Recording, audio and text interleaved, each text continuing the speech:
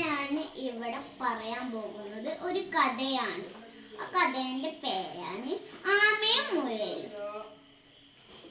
ഒരു കാട്ടില് ഒരു ആമയും ഒരു മുയലും ഉണ്ടാകും. അവര് അടുത്ത ഫ്രണ്ട്സാണ്. ഒരു പന്തയം വെക്കാന്ന് പറഞ്ഞു. എന്ത് പന്തയാണ്? ഓട്ട മത്സരം. അങ്ങനെ ഓട്ട മത്സരം തുടങ്ങി.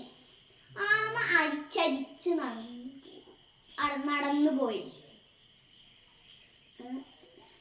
മുയൽ ചാടി ചാടി പുഴക്കരേന്റെ അടുത്തേക്കെത്തി. എന്നിട്ട് ആമ അരിച്ചരിച്ച് വരുന്നല്ലേ ഉള്ളൂ, നമുക്ക് അവിടെ അപ്പൊ ക്ഷീണം മാറ്റാന്ന് പറഞ്ഞു. അങ്ങനെ മുയല് അവിടെ ഉറങ്ങിയപ്പോ ആമ പതുക്കെ അരിച്ചരിച്ച് പുഴക്കരയ്ക്ക് എത്തി. അപ്പൊ ആമക്ക് കുറെ സമ്മാനവും കിട്ടി. ഓന് ജയിച്ചു ചെയ്തു.